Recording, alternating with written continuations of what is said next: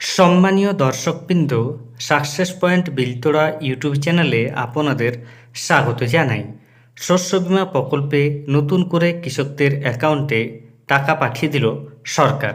এই মুহূর্তে কৃষকরা অনেকেই টাকা পেয়ে গেলেন। কারা টাকা পাচ্ছেন বা কারা টাকা পাবেন এ বিষয়ে যে আপডেট, সম্পূর্ণ তথ্য আপনারা এই ভিডিওতে পাবেন।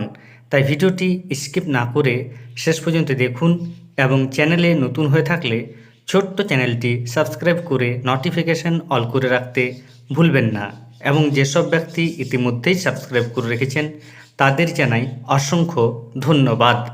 শস্য বীমা প্রকল্পে সরকারের তরফ থেকে এই বছর রবি মরশুমে কৃষকদের জন্য যে টাকা বরাদ্দ করা হয়েছে তা ইতিপূর্বে বেশ কয়েকটি ব্লকে দেওয়া হলেও পরবর্তীকালে অভিযোগ করেছিলেন অনেকেই টাকা পাননি। এবার তাদের মধ্য থেকে অনেকেই টাকা পেয়ে গেলেন।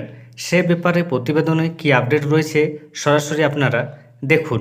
বলা হচ্ছে, রাজ্যের মুখ্যমন্ত্রী মমতা বন্দ্যোপাধ্যায় কৃষকদের আর্থিক উন্নতির জন্য শস্য বীমা প্রকল্প চালু করেছিলেন। 2019 সালে চালু হওয়া এই প্রকল্প বর্তমানে পশ্চিমবঙ্গের কৃষকদের কাছে অত্যন্ত জনপ্রিয়। এই প্রকল্পে কৃষকদের কোনো খরচ হয় না। কৃষকদের বীমার অর্থ দিয়ে দেয় রাজ্য সরকার।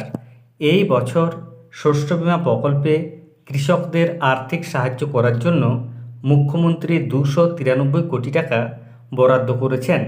ইতিমধ্যে বিভিন্ন জেলার কৃষকদের ফসল নষ্টের ক্ষতিপূরণের টাকা পাঠানো শুরু হয়েছে।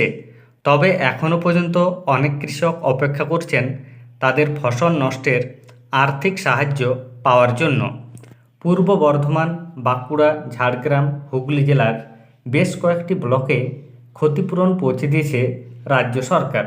তাহলে বুঝতে পারছেন এই মুহূর্তে রবি মরশুমে কৃষকদের জন্য বরাদ্দকৃত 293 কোটি টাকার মধ্যে বেশ কয়েকটি জেলার বেশ কয়েকটি ব্লকে ইতিমধ্যেই সরকার টাকা দিয়েছে। তবে আর্থিক সাহায্য পাওয়ার পরেও কৃষকরা অনেক জায়গায় বিক্ষোভ করে। কৃষকদের অভিযোগ, উপযুক্ত পরিমাণ ক্ষতিপূরণ তারা পাচ্ছেন না।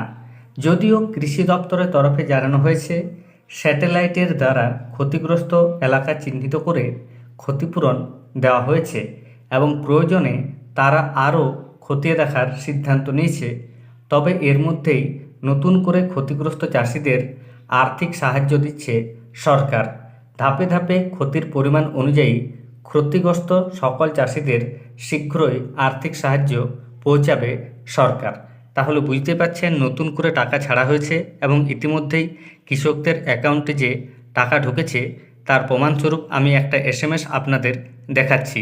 এখানে লেখা রয়েছে, deer customer, INR 3695 credited to your account number on 30/7/2024 through NEFT with UTR by Bajaj alliance general insurance. অর্থাৎ শস্য বীমা কোম্পানির তরফ থেকে এই টাকাটি কৃষকের অ্যাকাউন্টে দেওয়া হয়েছে। গতকাল এই টাকাটি একজন কৃষক পেয়েছেন শস্য বীমা প্রকল্পে। তাহলে আপনারা দেখতেই পেলেন শস্য বীমা প্রকল্পে ক্ষতিগ্রস্ত কৃষকদের টাকা দেওয়ার যে প্রক্রিয়া, সেই প্রক্রিয়া এই মুহূর্তে অব্যাহত রয়েছে এবং ধীরে ধীরে ধাপে ধাপে ক্ষতিগ্রস্ত সকল কৃষক যাদের আলু বা ধান বা ফসল নষ্ট হয়েছে সকলে ক্ষতিপূরণ পেয়ে যাবেন। ক্ষতিপূরণ পেলে জানাতে ভুলবেন না। ধন্যবাদ।